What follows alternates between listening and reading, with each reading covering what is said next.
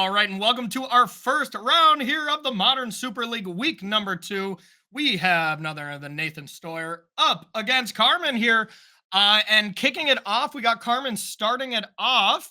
And am I seeing this correct? What do we got I going see on a here, turn Simon, one for scam. Nathan? A little grief scam, right on turn one. So yeah, this is gonna be incredibly important against Carmen's hand because she did keep a pretty land heavy one because it had Shardless Agent, and that's gonna get stripped right away, right out of the hand there. Yeah, take the Shardless Agent. And now Carmen will have the option to cycle away the Generous Ent or the Curator of Mysteries. But no matter what, Nathan's going to be able to get the 2 items. So going to get that full scam value. Then it'll just be up to Carmen to find a Living End or something in time, before grief goes all the way. And Simon, don't you just love the whole grief scam thing? Isn't it just your favorite? I consider playing Scam for the Pro Tour. I mean, I actually think it's a really cool thing. I mean, at some point I think we will get sick of it. Maybe a lot of people have already gotten sick of it, but yeah, not right now. I'm kind of interesting that Carmen decided not to cycle the Curator. It's definitely an interesting decision that I'm not really sure where the arguments are on either side. If there is a land on top, it's kind of not great to not get that one card for as deep, but then on the other hand you're going to shuffle anyway, so all these arguments are kind of weird. Yep. It is kind of the same, so it doesn't really matter too much. So we see the grief in there.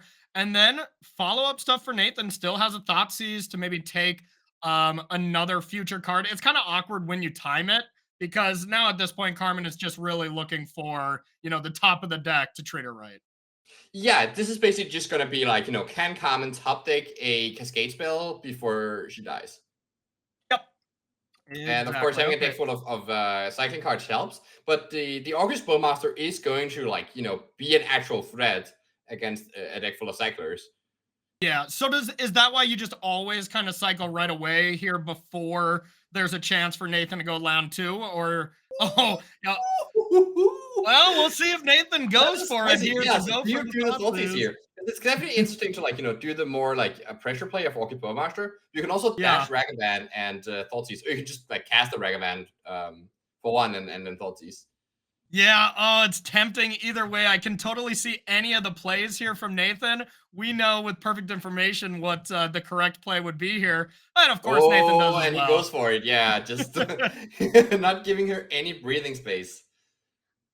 Yeah, that was impressive. Now Carmen is left to find another one, and that's already 2 out of the 8 gone. I assume we only have the 8 ways, the Violent Outburst and the Shardless Agents, to be able to find. So now we got probably 2 turns here to find it at most. Maybe even just 1 turn almost. Yeah, It's pretty close. be. Yeah, because 6 down to 10, another 6, 4 damage. It looks like there'll be 2, but yeah. But still, I wonder putting if you can yourself do in that something with if range. you play Fable now, the next turn you can put Not Dead After All on your Ragavan and then kill it. It doesn't quite work because you can't kill it again to deal the 1 extra point. Yeah. But we're we're probably pretty close to some lethal here. The Bowmaster will mean that you can put Carmen to 1, so she can't fetch, which definitely can matter. So she can't go cycle. Yeah. Yeah, we don't see a bunch of lightning bolts in Nathan's deck or anything, so there's not that way to kind of go for the reach kill. So that does still, put it in the sense that if Carmen draws Outburst or Shardless Agent, she still should probably be okay. Generous Ent coming along to produce a treasure, as well as Architects of Will to do some manipulation on Nathan's deck. Should still be enough, but yeah, as we're saying, it's got to happen fast. We also have to remember that, Nathan doesn't just immediately die if there's a Cascade spell on top. And so he might consider, if he does the leaving up Bowmaster and Not Dead After All, he can actually make the grief come back once more. And maybe he can beat the cohort coming from Carmen's graveyard here. Yeah, that would still be quite impressive since 5 creatures are still coming back. But yeah, definitely not impossible. Yeah, sure. but you're playing. Okay, so playing the Bowmaster now makes sense. This way, you make sure that if she cycles into something, she will take extra damage, and you're still again keeping up the Not Dead After All. There's a grief. That is a complete break. Looks like Carmen might be dead after all. Yeah, wow. I mean, thank you, y'all. I'll be here all day, okay? all day, yeah. Yeah, because now, and the worst part is not, like, you're not gonna like, get to win many matches, so you're gonna have to cast more of them. Like it's just horrible. I mean, normally I would say, shut up, Simon, I'm gonna take you down, but I don't know if anyone remembers Tron versus Storm back in what, like 2002 or something. It wasn't necessarily a great matchup for Tron, but you know what? We'll let the next match dictate that. All right, so that grief getting put in the graveyard here, and yeah, now this means that like even if Carmen does top deck a violent outburst, this not dead after all, and the August Bowmaster will finish off the game. Yeah, and Probably? any of the maybe not actually because things. of generous end if the timing is done correctly. But yeah. no bueno there. No bueno indeed. Yeah, there was exactly one different play that Carmen could have went for, and it's a play that, I don't know, you should really never do. And that was basically just let Architect's Will rot in hand and never cycle it, and then she would have top decked Shardless Agent. Easy. Oh, true. Yeah. You're right. I actually had the winning line right there. Yeah, but of course, that is so result-oriented thinking that it is never correct to do so. It's just a little bad luck with how it ended up playing out here for Carmen. Yeah, for sure. So what happens talking with about sideboarding? Talking about sideboarding here, Simon. Living End doesn't usually change a ton of cards, but as I say that, Carmen is looking like we have 8 cards coming in. What do you like or dislike from each of these players? Yeah, so let's see. I do really like the endurances coming from the Living End side. Because like the body is just like kind of nice against Rakdos, and you really want to like, one plan you can say from the Living End side is just to like, board a bunch of creatures, and you just this like, weird mid-rangey deck. Because the issue is that the scam deck, because of Dorothy Voidwalker, has like, is really well situated against Living End. If you always just leave up the Voidwalker, you can like respond to the Living End by sacrificing it. It comes back, exiles the Living End, and then you can like cast the Living End again, swooping the graveyard right back, and still end up with a Voidwalker in play. So it's like that interaction means that that interaction means that like Living End cannot really play its normal game. But on the other hand, Rakdos Scam is really weak to like, Curator of Mysteries and Endurance. It does seem like Carmen is instead opting for a plan. I actually can't see what she got to bring in here. But a plan that it looks like really she's separating it out to the right of those Waker of Waves, so we're a little off camera from seeing exactly. One thing I want to point out about Nate's sideboarding here, of course, he's bringing in, 2 Hearse, 2 Spellbomb, the 1 Chalice he has access to. And he also like left in 1 Blood Moon, which is interesting because like it's not that good necessarily against Living End, but it does like really restrict them in playing this fair game of Endurance and Curator of Mysteries. Yeah, exactly that. And it seemed like better than a Terminate. It looks like that's what Nathan was going back and forth from. And as we see it, Nathan Stoyer has the Blood Moon in hand, but the rest of the hand doesn't exactly look keepable though, Simon. It's a Fury Scam though. It's a turn 1 Fury with a Thoughtseize backup. I think you keep this. Point. Yeah, I guess that Blood Moon is doing its best job. And you have Stealthy, which is your best card in the matchup. Though so you're gonna pitch the Blood Moon, and then you have like 2 hate pieces and a Thoughtseize. Oh, but this grief here. Yeah. Now, this is interesting. I mean, I think step 1, Carmen, if she could pick any card, take that Swamp out of there, get that going, but... Oh, she cycled turn 1 into the grief on top. That is massive. That is massive. That is actually pretty heads up to like make sure to main phase cycle that Curator. Oh, definitely. Give you a chance to grief right away so you don't get scammed. I love the play. Yeah. Now, what do you take, Simon? You just take Fury, that's a really good question, because this hand is like all bangers. She decides to take away the Hearse, which is like the most immediately like like threatening piece. Yeah. And like the Voidwalker, if it comes down turn 2, that's gonna be too slow to deal with this like turn 2 Wake Up Waves into turn 3 Shardless. So, but the Hearse would actually be fast enough to work. Yep, totally agree with you here. And as it stands, we're gonna see Nathan go with the Fury Scam here to get 8 points of damage in. And then, even if this Thoughtseize next turn can target Carmen, it'll definitely put a lot of weight to see if Carmen has land 3. Because if you have land 3, you can just be like, okay, no problem. Let a Thoughtseize resolve, Waker of Waves, and hopefully find another one.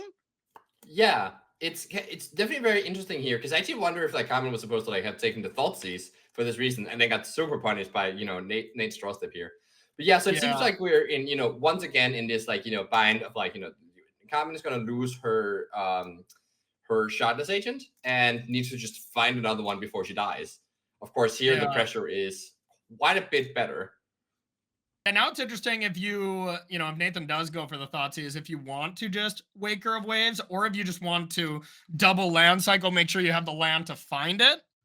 All these little minor things, a lot of living end players are going to have kind of down. This is not necessarily always the deck that I love to play, though. What about you? Were you a living end gamer? I haven't actually played it much, but I quite like it. I mean, it's like really cool. Yeah. I just like cool decks. I don't like boring decks, so. Yeah. Yeah, I can tell by your deck submission of Storm, which we're going to see a little bit later. I guess that does count as cool, huh? That's pretty cool, yeah. I like that. All right, so we see the Thoughtseize here pointed at Carmen. Looks like she just said, yep, no problem, it resolves. Now giving Nathan the choice. If she had another blue card, I guess she also bought it out in the Forces of Negation, but if she had another blue, she might have wanted to like Wake of Waves in response. But that's just not really a thing in like this, context of the game. Yeah, you never really want to have cards like Force of Negation or really any forces against the Thoughtseize deck. 2-for-1ing yourself naturally is kind of playing into the game plan of this Rakdos horizontal land evoke deck, as we have it labeled there in the name. Okay. Oh my the Wake Up Waves hits Breeding Pool, and then we just immediately something violent outburst. No issue whatsoever. Sent Nathan back to the Stone Ages. Had him back to preschool. Like this is just perfect. She had it the whole time, y'all. Had it the whole time. Third from the top. Like that. The entire game. It's been right in that spot. Nate should have known. I'm sorry. I mean, are you the world champ or what? Yeah, exactly. Yeah, and that's pretty much gonna do it, right? Like, I don't think there's a single chance that Nathan can come back from that. and right Nate definitely agrees with that. He gets the wicked token trigger, and yeah, then he's out of here. I'll be excited to hear from those two chatting about that top deck in the booth for the next round. While you're casting Gifts Ungiven and tanking for an hour, we'll have them break down that game. Okay. Sure. Yeah. I'll make sure to gift them some pausing room while I'm breaking my wrist to click through grape shots. Yeah. yeah, exactly. I can't wait till you go grape shot storm me and just forget I played the ring. Like, it's gonna be glorious. Oh my god, I didn't even think about that. Thank you for letting me know. You're welcome, buddy. I figured I'd give you a chance here, a little head start. So feel free to return the favor if you don't draw Past in Flames or something like that. Okay, buddy. Okay, I'll just plot them out. That's that as a trade-off for you helping me out here. All right, appreciate the players didn't really change anything in the sideboard configuration, and now Nate here's up with such a hateful hand. Chalice at 0 into Nihil Spellbomb, followed by Dorothy Voidwalker.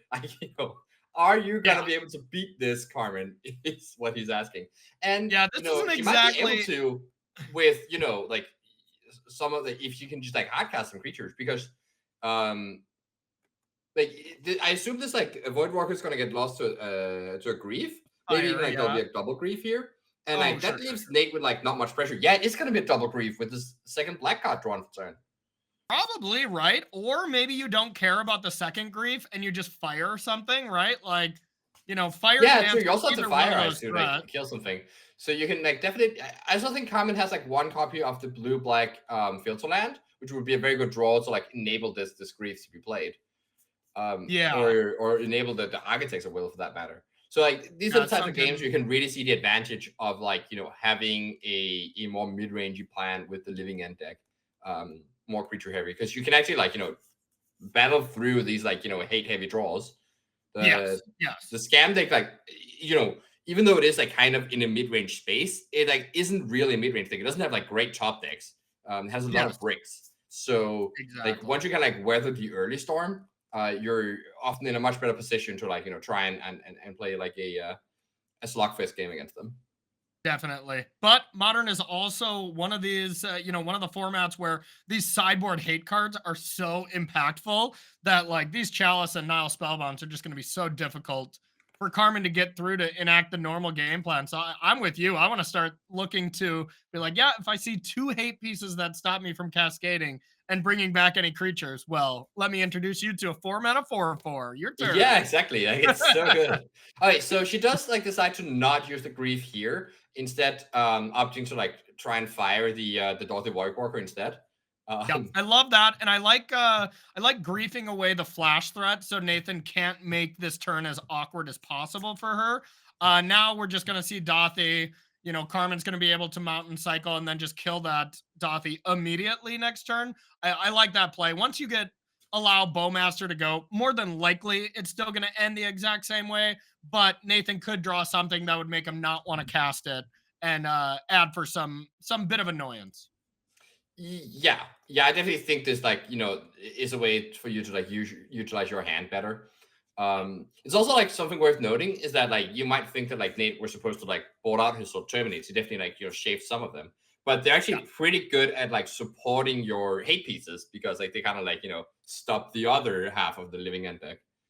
And I think it was a little bit of a product of, yeah, if Nathan had 2 more chalices, Blood Moon and Terminate probably wouldn't be in the deck, So it's a product of you have to leave in some cards against Living End. And, I've had this problem with playing Breach, with playing basically any other deck.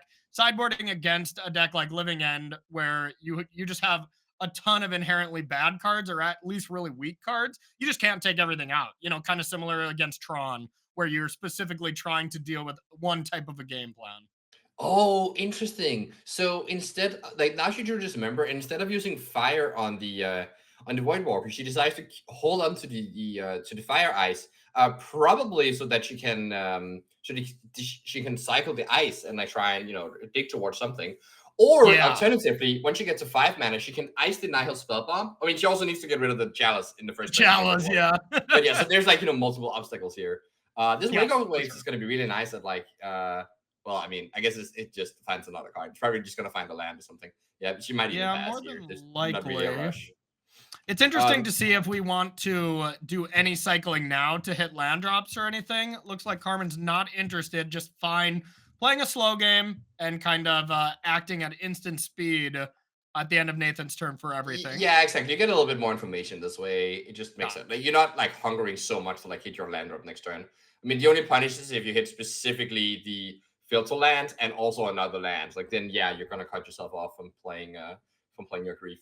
Playing your grief, yeah, exactly. By the way, we see Nate holding on to this top deck grief here. He's going to try and like hope for drawing like the 3rd land which he did hit and the 4th land to either hard cast it or draw a not dead after all to be able to scam it out.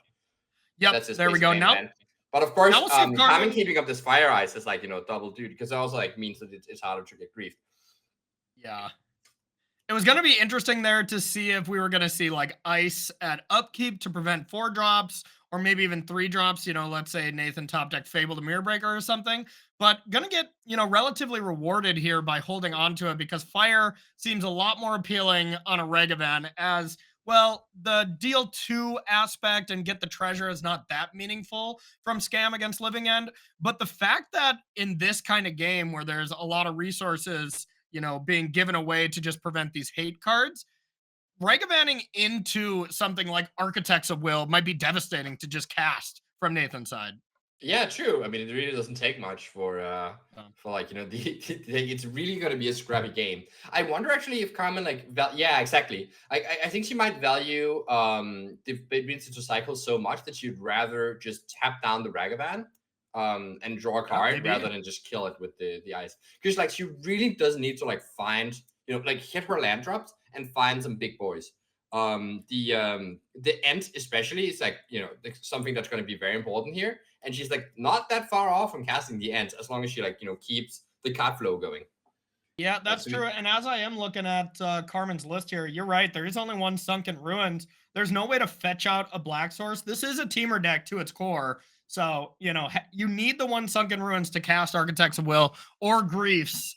Otherwise, yeah, the only thing you can cast is Curators, Generous Sense, and Oliphants. So this Ragavan comes in, and now Carmen has to decide if she wants to kill it. She's still holding on to that ice. So I'm kind of interested to see like what the actual plan here is. Wow, that is a violent outburst. You want random card from the deck, Nathan? I think Nate would rather just cast the Grief here.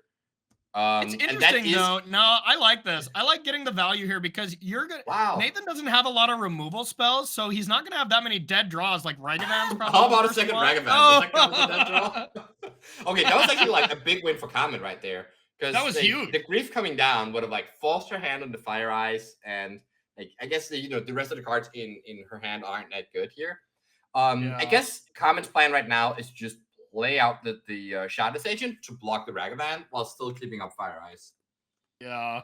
Talk about getting scammed there with that Ragavan. Ooh, the second Grief here allows the Grief to be cast. Taking away, I mean, either the Grief or the Terminate here. I think. Oh, she's not going to do it because she might be holding off of that. Oh, okay. One of Sunken Ruins. Yeah, I'm with you. It's so tough to count on a one of. And I mean, there's no other ways to make treasures or anything. That Sunken Ruins is trying to do some heavy lifting. That's for sure. Yeah, because the issue is if you Grief now, your Shardless Agent will just get terminated. But she's just not doing it yet. I wonder what she's holding it for. There might be a plan. There very easily could be a plan. Yeah. The issue is that she has the cool setup that I talked about earlier with the like ice plus like Violent Outburst against Dyna Spellbomb, but it doesn't really work because of this Chalice, right? So it's like I wonder if like that's what she's trying to hold up, like I feel like you just have to find some way to answer the Chalice and then go like Grief, make sure the coast is clear, and then like fire off the Living End. Yeah, that's fair. That's fair. I mean, if you have one way to deal with it, it's reasonable. I mean, the one card that, Carmen does have is Force of Vigor. There is 2 of that in her sideboard, and that is one way to deal with both of those cards. Oh, okay. I guess they can't cast this one because it's like 2 off colors, but that's probably the best for Nathan, to be honest. Not getting exactly. Don't get tempted once more. All right, so this Grief does hit, and yet now Carmen is like her hand is forced on this Fire Eyes. And I assume that Nate might even take away the Grief so that one doesn't get evoked. Yeah, it'll be interesting. This looks like a fire. Yeah, and just saying, please don't have one of your Undying tricks. That would have been a complete nightmare. Oh, true. Yeah. Nate could have actually had that open. That would have been. I mean, now I think if I'm Nathan, I mean, it's tough. Yeah, I was considering. Yeah, I think you need to take away the Grief Violent Outburst. Because otherwise, like if is that a subtlety? Wow, that's actually huge here. Yeah, that's good. Just an ambush blocker for Ragavan. Probably just eat the Ragavan, yeah, and actually stop being a threat. You would think Nathan would play Grief first, but no, doesn't go for it. No, because that gets super punished by a subtlety, right? Oh, I guess not, because then you can just leave back the Ragavan. Yeah, you're right. I found that like subtlety is a very easy card to forget about. The ambush mode of it. So very true. Yeah, that was kind of damned if you are, damned if you don't kind of thing. Just playing the Grief and getting its subtlety is kind of brutal. And maybe Grief is just a more impactful threat than a Ragavan at this stage of the game, especially with Carmen at 7, 3-turn clock with this Grief. And Carmen has to find a way to deal with this or another creature to be able to step in front. Yeah, exactly. I think Carmen's best draw here is going to be Bone Crusher Giant. That would be absolutely huge. Also, I think Nate might be at a leeway where oh no. That is an awkward draw. So tempting. I'd be like, yeah, I think you have to. You can't let that card. Yeah, I mean, it's like, just get one. It's second subtlety. Oh, that's actually huge. So now you can leave back your subtlety and double block. Yeah, so like the fact that Carmen has gone through, I think, 4 Cascade spells at this point. 2 that were hit by Ragavan, and no, actually 3. Yeah, so gone through 5. Because oh, look at this blowout about to happen.